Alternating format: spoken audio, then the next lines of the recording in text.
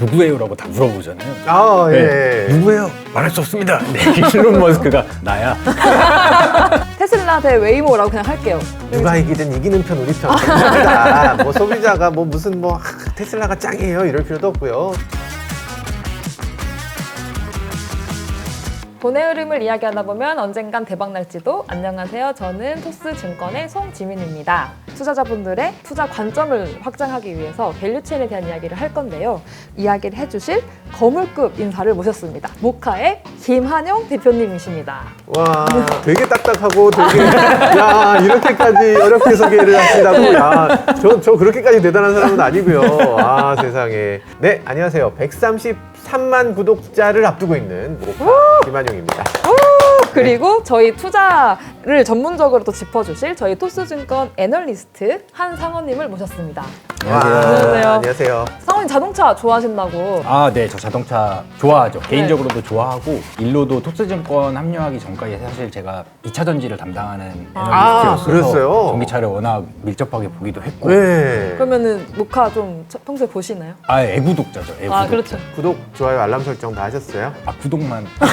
오늘 바로 좋아요 하시는 걸로. 풀 알람 설정 하시겠죠? 알겠습니다. 네. 댓글도 좀 남겨주시고. 그래서 오늘 이렇게 두 분을 모신 이유가 있는데요. 바로 저희의 주제가 테슬라이기 때문입니다. 판매 대수가 떨어지는 이유가 좀 있을까요? 최근 들어서 미국에서 보조금이 줄어든 게 아니라 아예 없어졌거든요. 어쨌든 트럼프는 이 기후 변화에 대해서 이거 거짓말이라고까지 얘기하는 사람이니까 기후 변화는 세상에 없다라고 얘기하는. 그래서 트럼프가 이거 기후 변화 이거는 말도 안 되는 얘기이기 때문에 전기차 아무도 그거 원해서 사는 사람 없고 거짓말이고 그렇기 때문에 우리는 보조금을 주지 않겠다라고 해서 보조금을 지금 끊은 상태예요.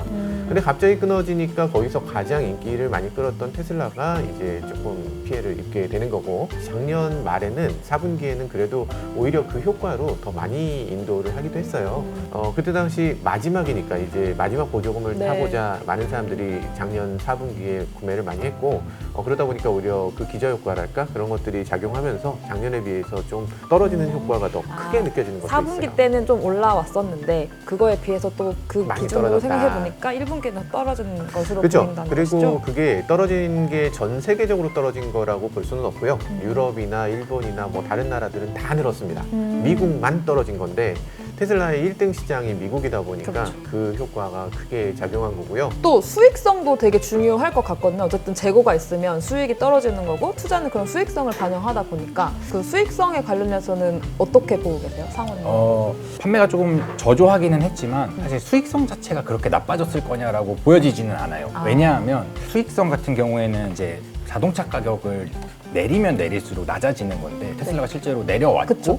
서로 더 급격하게 내린 건 아니기 때문에 판매는 좀 저조했지만 수익성 자체가 뭐 여기서 더 낮아질 거냐 그런 우려도 있지만 사실 뭐 그런 분위기일 것 같지는 않다 이렇게 보고 있습니다. 자동차 판매 대수를 놓고 보면은 일단 올라가긴 올라갔습니다. 네, 그러니까 네, 네. 판매는 증가했어요. 근데 기존의 테슬라의 판매 증가는 보통 두 자릿수 이상 돼야 된다라는 생각을 갖고 있는 거고, 기존에 뭐 50% 이상씩 계속 성장하다가 했으니까. 지금 이제 뭐 한 8%, 7% 이 정도 성장이니까 이건 성장 둔화다. 둔화되고 있다. 라고 보고 있는 건데 사실 그럼에도 불구하고 성장을 했고, 그리고 또 중요한 것은 에너지 기업으로 거듭나는 과정에 있다는 겁니다. 이 테슬라는 기본적으로 우리가 자동차 회사, 전기차 회사라고 생각을 하지만 에너지의 회사예요. 그러니까 이 서스테이너빌리티 에너지로 넘어가고자 하는 걸 가속화하는 회사라고 이 회사의 이 캐치프레이즈, 회사의 비전이 있어요.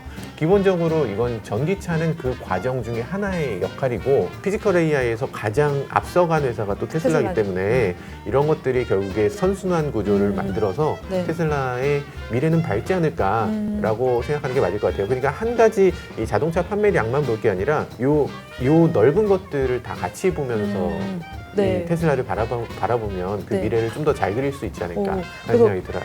실적 발표 얘기를 조금 가지고 올게요. 실적 발표에 저는 로보택시 그리고 옵티머스 이런 부분도 말씀 주신 것처럼 반영이 될 것 같아요. 그래서 어떤 부분이 좀 반영이 될 것 같은지 그 상호님이 애널리스트적 관점을 한번 훑어주시면 좋겠어요.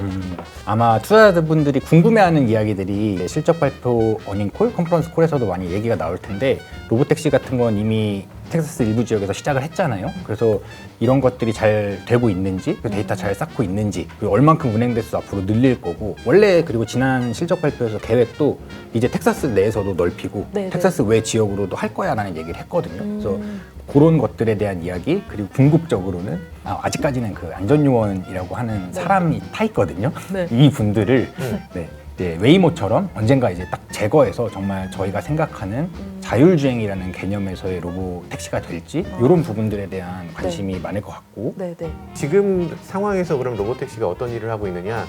텍사스 오스틴에서 이 로보택시라고 해서 테슬라가 이렇게 운영을 하고 있는 네, 게 있어요. 우리나라에선 카카오택시 부르듯이 부르면 자기 자리로 호출하는 오는 거고. 거예요. 그런데 문제는 거기에는 아직 완전하게 사람이 타고 있지 않은 형태는 아니고 사람이 조수석에 한 명이 타고 있습니다. 안전성 때문에. 안전요원이 거기 앉아 있어요. 근데 그게 운전석에 앉아 있는 게 아니고 조수석에 앉아 있기 때문에 요게 이 사람이 운전을 한다고 볼 수는 없어요. 너무 불편할 것 같은데요. 근데 누가 앉아 있으면 좀 불편할 것 네. 같잖아요. 어쨌든 안전을 위해서 존재하는 거고, 그리고 이 사람이 안전을 위해서 있다가 만약에 위급한 상황에서 버튼을 이렇게 누른다고 하더라고요. 이 도어 손잡이에 버튼을 누르면 차가 멈추는 뭐 그런 기능이 들어있다고 많이 추정하고 있어요. 그렇지만 이번에 로보택시를 실제로 이 로보택시 전용 자동차를 생산을 시작했거든요. 그래서 그게 일단 도로에서 여러 번 포착되기도 했고, 지금은 이 스티어링 휠이랑 이런 것들이 없이도 주행이 되기 때문에 요거는 정말로 로보택시라고 말할 수 있겠죠. 저는 이런 계속 우리가 이 정도의 기술을 가지고 있어를 보여주면서 또 실적이 반영이 되고 또 그런 얘가 하나가 또 옵티머스 로봇인 것 같기도 해요. 네, 일단 옵티머스 같은 경우는 테슬라의 핵심적인 부분이라고 할 수 있어요. 왜냐하면 테슬라가 결국에 자동차만 만드는 회사는 아니거든요. 자동차라는 거 생각해보면 가장 많이 파는 회사가 1000만 대 팝니다. 네. 1000만 대가 가장 끝이라는 거는 사실 산업으로 봤을 때 그렇게까지 매력적인 산업이라고 큰 보긴 산업. 어려워요. 테슬라 입장에서 만약에 정말 로봇을 만든다면 일론 머스크는 1억 대를 얘기를 하고 있거든요. 네. 로봇은 남녀노소 정말 할아버지 할머니는 당연히 필요하고 어린이들은 더 필요하고 사람 수보다 오히려 더 많이 필요할지도 몰라라는 얘기를 하는 거예요. 상원님 혹시 저희가 눈여겨봐야 될 회사가 있을까요? 뭐 2차 전지 회사도 있을 것 같고 이런 회사들을 좀 알 수 있으면은 저희가 투자 판단하기에 되게 도움이 많이 될 것 같아요. 맞아요. 그 테슬라가 실적 발표한다고 해서 뭐 테슬라 주주들만 영향받는 거 아니야? 이렇게 생각하시는 경우들도 종종 있는데 사실 그렇지는 않고 테슬라의 실적은 뭐 완성차 업체, 전기차 업체 포함해서 다 영향을 주고 그 중에서도 이제 전기차 중에서는 아무래도 2차 전지, 저희가 쉽게 말하면 배터리 네. 기업들이 워낙 영향을 많이 받다 보니까 이런 기업들까지도 좀 영향을 줄 수 있을 것 같아요. 네. 그래서 실제로 테슬라의 배터리를 공급하고 있는 업체는 뭐 국내에서는 LG 에너지 솔루션, 그리고 중국에서는 CATL, 네. 일본의 파나소닉 뭐 이런 정도의 기업이 있는데 이런 배터리 업체들한테 소재를 공급하는 기업들까지도 좀 영향을 미칠 수 있는 이슈다 이렇게 네. 보시면 좋을 것 같습니다.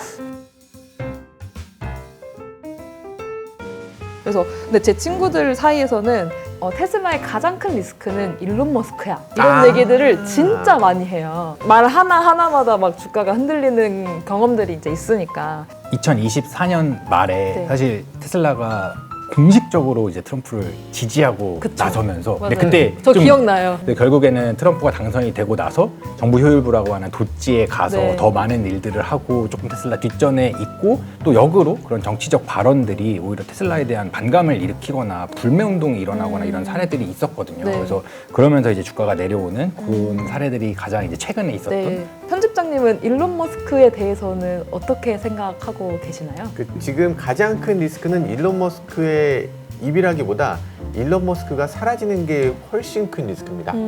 무슨 뭐 화이트하우스에 가서 뭔가 막 하기도 하고 했을 때 테슬라 주가가 곤두박질 쳤어요. 트위터를 인수한다고 해서 거기 트위터에 막 이 싱크 같은 걸 들고 가서 막 이렇게 나 이제부터 여기서 일할 거예요 할 때부터 주가가 또 곤두박질 쳤고 일론 머스크가 테슬라에 끼치는 영향은 지대하다고 볼 수 있고 이 테슬라와 일론 머스크의 이 관계가 더 굳건해질수록 사람들은 더 적극적으로 이 주식에도 적극적으로 더 관여하게 되는 걸로 보여져요. 저는 근데 마스터 플랜이 되게 인상이 깊었거든요. 이 마스터 플랜은 일론 머스크 철학이 그대로 반영이 되었을 것 같아요. 네네.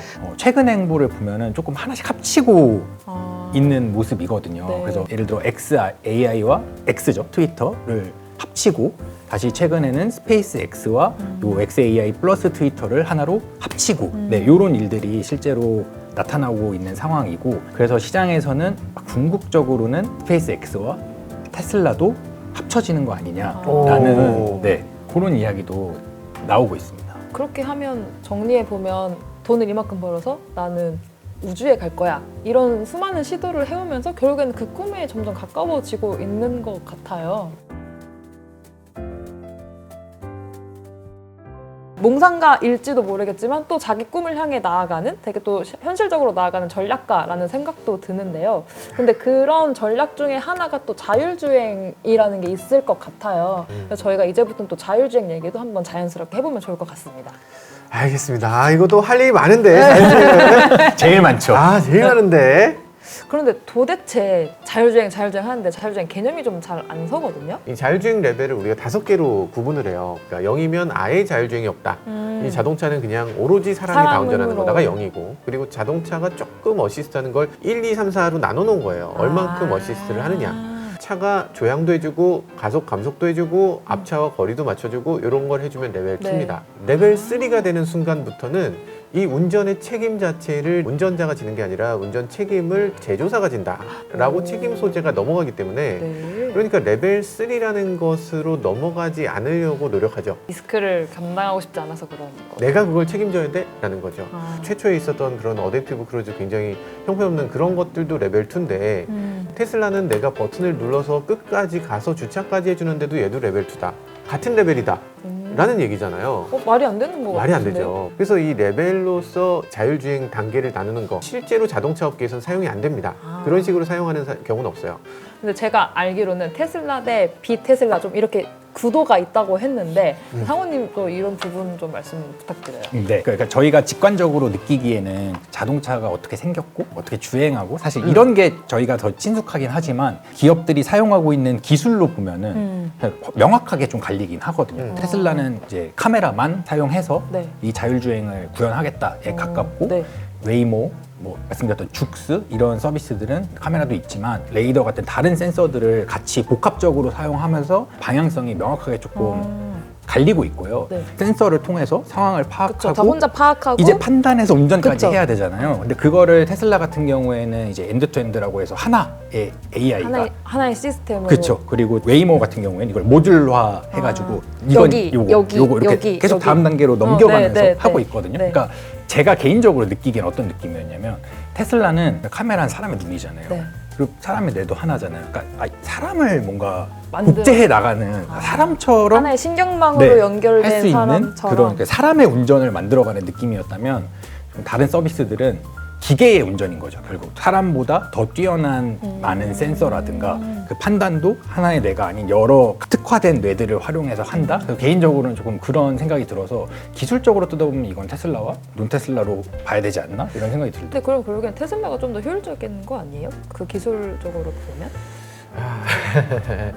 야, 이거 할 얘기가 진짜 많아가지고 아, 이걸 어떻게 어디서부터 어떻게 풀어야 될까 싶은 생각이 살짝 드는데, 그러니까 엔드투엔드라는 것은 처음에 이 엔드투엔드 논문이 나왔을 때는 카메라가 3개였어요.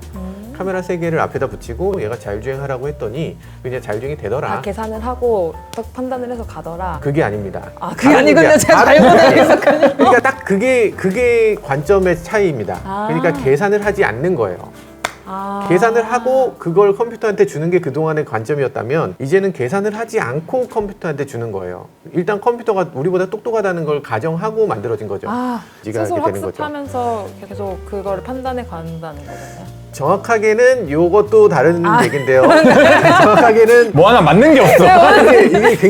이게 굉장히 첨예한 부분이어서 우리의 AI는 학습 과정이 있고 추론 과정이 있습니다. 우리가 사용하는 건 추론의 과정이고 더 추론 쪽에 그렇죠. 그러니까 실제로 학습은 이 엄청난 클러스터에서 이루어지는 겁니다. 아, 그래서 잠깐 궁금한 게 테슬라 대 웨이모라고 그냥 할게요. 네. 누가 더 앞서고 있나요? 각자 체험해 보면서 좀 다르겠지만 그냥 시장에서 저희가 보기에는 어쨌든 간에 웨이모는 조금 더 먼저 나서서 이런 서비스들을 하고 있고 또 정해진 구역에서 지오펜스라고 해서 딱 거기서만 하니까 조금 더 안전한 느낌. 그리고 어쨌든 운전자가 그렇죠. 없이 혼자서 차가 돌아다니고 내가 지정한 곳에 와서 지정한 곳에 내려주는 이런 것 때문에 그 시장 상황으로 봤을 때는 어쨌든 뭐 안정성과 운행 서비스 측면에서 조금 더 웨이모가 잘하고 있는 거 아닌가. 테슬라는 이제 그 서비스들을 이제 시작하고 있는 단계이니까. 아마 약간 방향성이 조금 다른 부분이 테슬라는 지금 미국 도로 환경에서는 라이다가 그다지 필요 없다고 생각돼요. 운전할 때는 몇 센치, 몇 미리 이런 거에 대해서 신경 쓸 일이 많죠. 없잖아요. 네, 네. 근데 몇 센치, 몇 미리를 신경 써야 되는 경우가 간혹 있어요. 예를 들면 주차할 때. 그리고 좁은 길 갈 때. 좁은 길은 뭐 그 정도는 뭐 네. 그냥 할 수 있죠. 뭐 네, 아니 네. 못하시나? 둘 안 맞으신 것 같은데? 못하시나요? 아니 근데 주차할 때는 진짜 1mm, 1cm가 중요한데 네. 그게 내가 좀 왔다 갔다 하면은 되긴 되죠. 중국에서는 요즘 왔다 갔다 하는 걸 용납 못합니다. 왜요? 중국의 자율주행은 한 번에 가서 한 번에 딱 주차해야 돼요. 두 번 왔다 갔다 하면 이거는 자율주행이 아니라고 아니다라고? 봐요. 이거는 뭔가 기술이 떨어진다고 생각해요. 아. 인간도 사실 2번은 하잖아. 네, 그렇죠. 그런데 저도 한 5번, 6번 할 때도 있어요. 그러니까요. 근데 중국에서는 한 번에 들어가야 되기 때문에 그래야 이게 뛰어난 거라고 보기 때문에 사방의 센치 단위의 그런 미세한 실측까지 다 실측을 하기 위해서 라이다가 필요합니다. 이런 그 각 국가만의 좀 특수한 상황을 보는 것도 되게 중요할 것 같네요. 중국에서 바라는 건 정말 인간 이상의 어떤 주행 세밀하겠다. 능력을 바라는 것 한 번에 같고 빡빡 네. 이런 거. 안전에 대한 생각들을 또 주가에 반영이 좀 되어 있나요? 그래서 테슬라에 대한 거는 그런 것 같아요. 뭔가 룰 베이스로 이렇게 탁탁탁 하는 게 아니라 맞아요. 알 수 없는 그렇죠. 거죠. 무슨 우리가 알 수 없는 방향으로 네. 추론해서 혼자 막 가는. 네. 그래서 그런 것들에 대한 의구심이 아직은 있지 않나?라는 거고 그러다 보니까 자꾸 괜찮게 하고 있는 거야? 저거 더 해 나갈 거야? 라는 질문들도 투자자분들 사이에서 사실은 우려보다는 기대인 거죠. 어쨌든 이게 중요한 말씀이십니다. 네. 어떤 부분에서요? 이게 이렇게 감춰져서 고안해서 어떤 식으로 되는지를 밖에서 알 수 없다는 부분. 그러니까 그 부분이 사실은 지금 테슬라에서 약점이라고들 하거든요. 네, 그러니까 테슬라와 엔비디아가 밀월 관계에 있다가 일론 머스크가 어떤 사람이에요? 나야 일론 머스크야. 어, 나잖아. 제가 나한테 갑질을 해? 당연히 그래서 일론 머스크는 그 칩도 엔비디아에서 안 가져오고 스스로 개발을 합니다. 그래서 FSD 칩이라는 걸 만들어요. 뭐 그 칩은 이제 뭐 얼마 전에 삼성전자 주가에도 큰 영향을 끼쳤죠. 삼성전자에 2조 원어치 주문했다고 하죠. 근데 엔비디아 입장에서는 그러면 테슬라가 역시 짱이군요. 이러고 끝날 수는 없잖아요. 그렇죠. 엔비디아 칩을 사면 거기에 자율주행 소프트웨어도 껴줄게 라고 하면서 알파마요를 공짜로 풀게 되죠. 어쨌든 각 회사가 또 경쟁이 좀 붙다 보니까 뭐 이렇게 기술 발전이 되게 되는 거 되게 재밌는 것 같아요. 그렇죠. 치열하게 경쟁을 할수록 우리는 너무 좋은 것 같아요. 그러니까 그 자율주행 자동차도 되게 다른 방향으로 개발이 되는 거고 우리는 또 다른 미래를 또 맛볼 수도 있는 거고 누가 이기든 이기는 편 우리 편 됩니다. 뭐 소비자가 뭐 무슨 테슬라가 짱이에요 이럴 필요도 없고요. 근데 결국엔 이게 또 엔비디아든 뭐 테슬라든 계속 새로운 걸 이제 개발하고 있으니까 실적에도 영향을 미칠 것 같거든요. 그래서 그 투자자분들이 눈여겨보면 좋은 회사들이 좀 있을까요? 어쨌든 이 자율주행을 테슬라가만 보더라도 혼자 하는 거는 그쵸. 아니잖아요. 아니죠. 이제 결국엔 칩이죠. 네, 칩 관점에서 뭐 테슬라 자체적으로 하는 것, 그리고 엔비디아 이런 기업들 너무 당연히 중요할 거고요. 뭐 인텔과 모빌아이, 뭐 혹은 퀄컴 이런 기업들도 네. 좀 칩 관점에서 자율주행과 관련이 있고 당연히 이런 기업들이 이제 AI 산업과 맞물려 있기 때문에 그렇게 한번 보시면은 좋을 것 같고 말씀 주셨던 사실 삼성전자가 네. 우리가 생산한다라고 해가지고 이게 삼성전자는 공시를 그 정도 하면은 누구예요라고 다 물어보잖아요. 예. 누구예요? 말할 수 없습니다. 네, 일론 머스크가 나야. 그때 그랬죠. 네, 일론 나야, 머스크가 또 엑스에다 나야 일론. 이랬던 약간 그런 기업도 나고 또 이제 앞단으로 돌아와서 이제 이 차가 이 상황들을 어떻게 판단할 거냐에 카메라. 대해서는 뭐 카메라로 놓고 본다면은 국내에선 LG 이노텍, 삼성전기, 일본의 소니 뭐 이런 기업들도 있고 이제 지금 웨이모나 다른 서비스들이 사용하고 있는 라이다라는 관점에서는 또 이제 중국의 허사이, 뭐 로보센스, 아우스터 이런 미국 기업 이런 기업들이 네. 있어서 기술이 누가 더 잘하느냐에 따라서 이게 또 엎치락뒤치락 하는 그런 상황들도 주식시장에 나타나고 계속 파악하고 계속 공부하고 어떤 뉴스가 터지는지 계속 볼 수밖에 없는 상황이네요. 지금 이 분야가. 근데 얘기를 계속 듣고 보니까 미국도 저만큼 가 있고 중국도 저만큼 가 있고 한데 우리나라는 사실 저는 체감이 잘 안 되거든요. 자율주행 한다고 하면 사실 제 친구들도 무섭다고 하는 친구도 되게 많고 노년분들은 사고도 되게 많이 나는 상황에서 우리나라는 되게 아직 현실하기는 좀 어려운 것 같다는 느낌도 되게 많이 들어요. 뭐 가슴 아픈 여러 가지 일들이 있었죠. 우리가 일단 시작이 좀 늦었어요. 자율주행도 이게 안 온다고 생각들 했어요. 왜냐면 룰 베이스에서 네. 그걸 여러 가지로 고도화 시켰는데 결국에 안 됐거든요. 그래서 자율주행은 영원히 오지 않는다고 얘기했던 게 그때 당시 굉장히 유행했던 이 표현이었습니다. AI 시대가 올 줄을 예상을 못하고 있어요. 자율주행을 AI로 한다는 것에 대해서 약간 거부감 같은 게 있었어요. 기존의 하드웨어 중심의 사고를 하는 사람들 입장에서는 정확한 것들을 좋아하지 정확하지 않고 차한테 그냥 떠맡기는 거잖아요. 그냥 칩한테 떠맡기고 알아서 네가 잘해봐 라는 거를 도저히 용납 못했던 거죠. AI 중심의 사고방식으로 전환했어야 되는데 그게 늦었다. 발전도 있지만 또 법규 같은 것도 운전에서는 되게 중요하고 저는 우리나라가 그 법규도 되게 깐깐하다는 생각이 들거든요. 아주 중요한 얘기를 하셨습니다. 우리나라 고유의 법규는 아니에요. 왜냐하면 우리나라는 지금 수출로 먹고 사는 나라잖아요. 외국에서 갑자기 너네 우리 차만 못 팔게 하고 뭐 이런 거 문제 있어 라고 문제 삼으면 이건 진짜 심각한 통상무역 갈등이 되기 때문에 당연히 어떤 국제 기준을 따르게 되는데 그게 우리나라는 UNEC라고 하는 네. 이 유럽 기준을 따르게 되어 있습니다. 그 기준을 만들어 놓은 걸 우리나라는 그대로 받아들이는 거예요. 그래서 거기서 크게 벗어나지 않습니다. 그 규정이 이제 테슬라에 대해서 옹호적으로 조금 바뀌어가고 있어요. 테슬라 FSD에 대해서. FSD의 자율주행이나 이런 것들에 대해서 승인 내려주는 게 아마 내년이 될 것 같아요. 그러니까 지금 만약에 네덜란드가 이 투표를 해서 이게 성공한다면 올해 안에 이 유럽 전체가 퍼지는 거고 네. 안 된다면 내년 말 정도에는 퍼질 것 같아요. 그럼 우리나라는 어떤 기준이냐면 우리는 유럽 기준이기 때문에 유럽에서 이게 퍼지면 우리나라도 FSD를 허용하게 되는 거죠. 만약에 오늘 진짜 발표를 한다고 하면 오늘 뉴스를 굉장히 주목하는 게 좋을 것 같고 오늘 아니더라도 이번 달 안에 아니면 다음 달 안에는 될 수 있을 걸로 보고. 근데 이렇게 자율주행 얘기 계속 하다 보니까 결국에는 그러니까 이 자율주행이 가능해지는 게 전기차랑도 관계가 있지 않나 생각이 들거든요.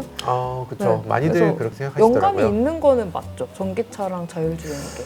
자율주행보다는 약간 미래 모빌리티라고 저희가 생각을 해보면 차에서 무엇을 해야 될까를 고민해야 하는 상황이 되잖아요. 그래서 사람들이 이 차 안에서 어떤 행동들을 하면서 이 차에는 무엇들이 그러면 더 생겨 나갈까라고 했을 때 아무래도 조금 더 전력을 많이 소비하는 자율주행도 아무래도 일반 내연기관 차 대비로는 전력을 많이 써야 되기 때문에 그래서 그런 측면에서는 조금 미래 모빌리티로 나아가는 길에는 전기차가 좀 유리하지 않을까 이런 생각을 하고 있어요. 근데 지금 막 이란이랑 미국 전쟁 때문에 원유 가격이 진짜 오르락내리락 하잖아요. 네. 이런 상황에서 확실히 전기차 수요가 좀 높아지나요?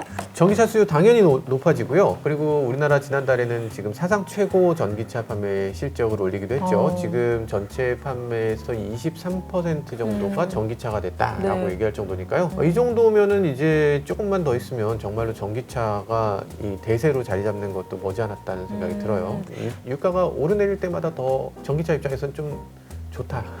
그렇고요. 근데 그 전기는 확실히 이런 자원의 영향을 좀 덜 받으니까 뭐 유가 관련해서 애널리스트 관점으로 좀 더 해주실 말도 좀 궁금하긴 한데요. 전기도 마찬가지고 원유도 마찬가지고 에너지이잖아요. 그러니까 네. 저희의 어떤 인프라 같은 건데 둘을 비교하면 말씀해 주신 대로 전력 가격도 물론 오릅니다. 안 오르는 건 아니지만 그 변동성이 원유가 워낙 왔다 갔다 하니까 좀 그런 측면에서의 전기가 조금 더 유리한 부분이 있을 것 같고 그래서 실제로도 유가가 막 오르면 전기차가 잘 팔리는 일들이 있는데 이게 전기차가 테슬라가 막 유가 오르면 오르냐는 또 아니거든요. 그래가지고 원유가 막 올라가면은 물가가 높아지잖아요. 연준 같은 중앙은행이 나와서 금리를 올릴 수도 있고 연준이 금리를 올리면 또 주식시장이 좋을 수가 없으니까 그래서 그런 영향을 받는 경우도 있고 그래서 꼭 산업에 좋지만 그게 전기차 산업이나 주식시장으로까지 뭔가 연결해서 생각해 볼 수 있냐는 또 아닐 수도 있다. 계속 얘기하다 보면 되게 첨예하게 얘기할 게 되게 많을 것 같아서 여기에서 빠르게 마무리하도록 하겠습니다. 벌써? 네.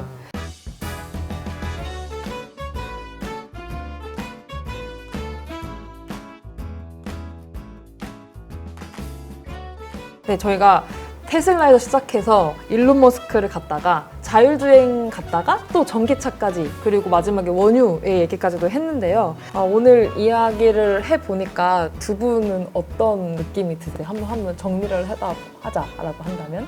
지금 테슬라가 많이 떨어졌으니까 네. 네. 말하고 싶은데 참 할 수가 없네. 표현할 방법이 없네. 저도 사실은 어떤 기업의 실적이라든가 재반이 되는 데이터를 기반으로 생각하는 직업이고 사람이기 때문에 그러지 않기 위해서 이제 현업에 계신 분들이나 만나려고 노력을 많이 하거든요. 그런 측면에서도 오늘도 역시나 제 기대만큼 재밌는 이야기를 많이 해주셔가지고 감사합니다. 감사합니다. 네. 너무 부끄럽다. 세상에. 시간이 끝나는 게 너무 아쉽네. 이게 다음번에 또 한번 불러주실 거죠? 저희가 네. 2탄으로 자율주행의 미래에 대해서 더 얘기해보는 시간을 가져보면 좋을 것 너무 좋습니다. 같습니다. 너무 네. 좋습니다. 돈 되는 정보를 찾아서 이야기하다 보면 언젠간 대박 날지도. 저희가 두 분이랑 오늘 테슬라 얘기를 나눠봤는데요. 다음 주엔 또 어떤 대박날 얘기를 가지고 올지 기대해 주시면서 오늘 여기서 마무리하겠습니다. 감사합니다. 감사합니다. 감사합니다. 수고하셨습니다. 너무 재밌었다. 너무 재밌었어요. 세상에.